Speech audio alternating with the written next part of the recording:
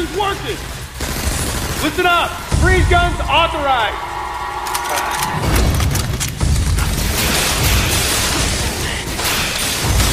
Sam, I'm authorizing missile use!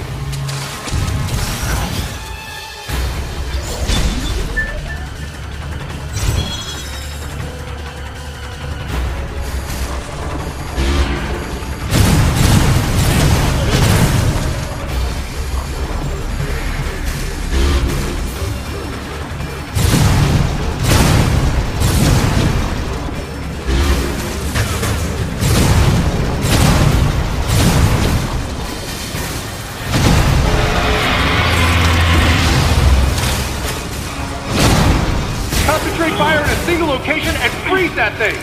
And Salmon, you attack the frozen spot!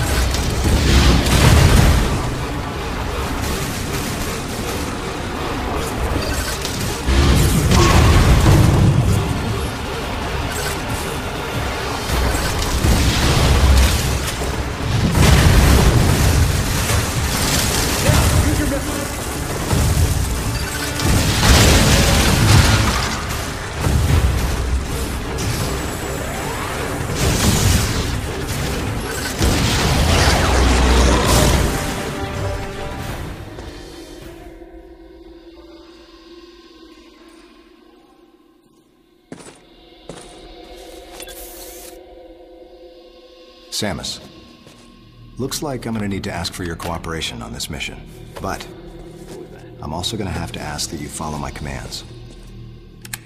You don't move unless I say so, and you don't fire until I say so.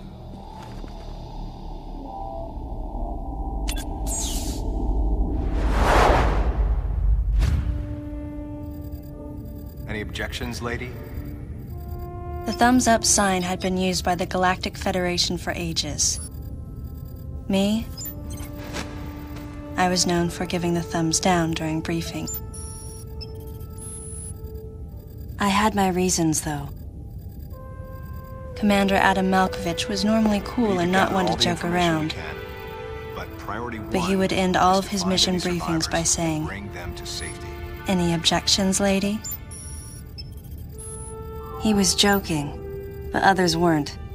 At the time, I felt surrounded by people who treated me like a child, or used kid gloves because I was a woman.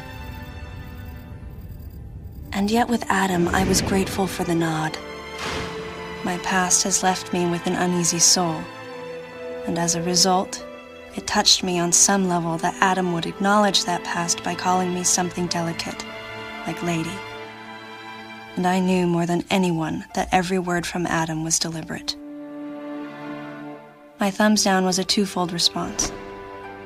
A sign of derision at being called a lady, and a signal of my complete understanding of the mission orders.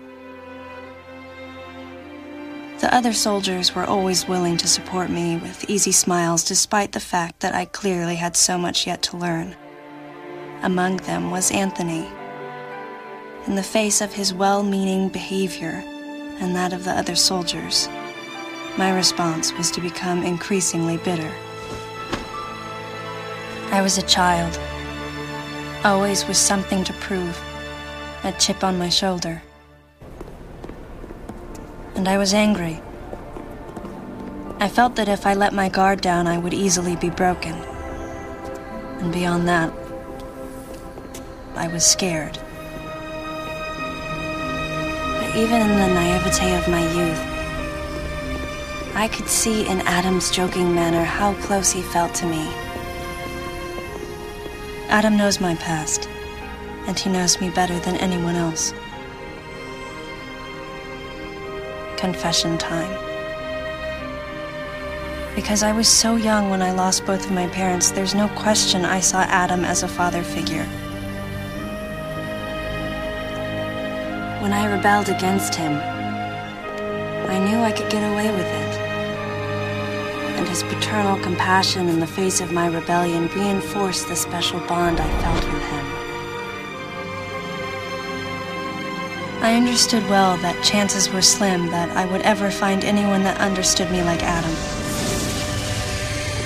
And yet, when the time came, I still left his side.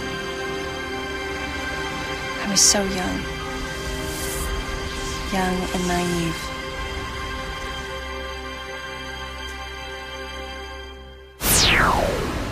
Exactly what transpired here on the bottle ship is still uncertain. Here's what we do know. The equipment we thought had been destroyed is operational again. And we've seen casualties attributed to an unidentified and lethal creature. The situation is critical. We need to gather all the information we can, but priority one is to find any survivors and bring them to safety. Consider this site extremely dangerous. Be careful as you make your sweeps. And there's one problem. The wireless interference in this facility is all-pervasive. Your comm systems are useless. As a result, communication channels will be limited to the facility's navigation booths. Well then, Lyle, investigate Sector 1 and show a little restraint with the explosives. Gotcha. Maurice, you cover Sector 2. Repair any equipment you come across. Affirmative. Anthony, you're Sector 3. I'll leave it to you to decide whether plasma guns are called for. All right. James, check out the control bridge. Our communication issues might be the result of electrical interference. Yes, sir. And KG, run a complete sweep of the residential quarters and investigate any trace of survivors. Got it. Each of you is authorized to use a freeze gun. Do not forget to check in regularly via navigation booths. And Samus, you go to the system management room. Do everything you can to get the electrical system back up and running. Looks like your comm system is still functional. Remember, everything you see will also appear on this screen. Regarding auxiliary weapons, the use of bombs has been authorized.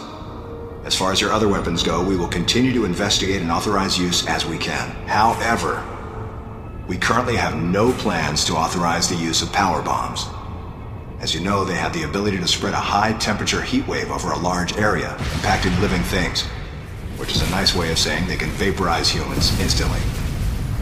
You should be well aware of how dangerous power bombs are, and how their devastation can't be obstructed with common materials. Once the mission in the system management room is complete, I need you to report back.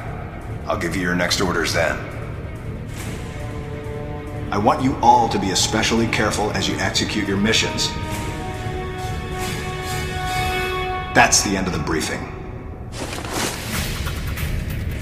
It was the first joint mission I'd been a part of since becoming a freelance bounty hunter. And of course, it was the first time since my Federation days that I was following the orders of a commanding officer. Having received mission orders from Adam, I felt confused and strangely exhilarated at the unexpected turn of events. I responded. Understood, Adam.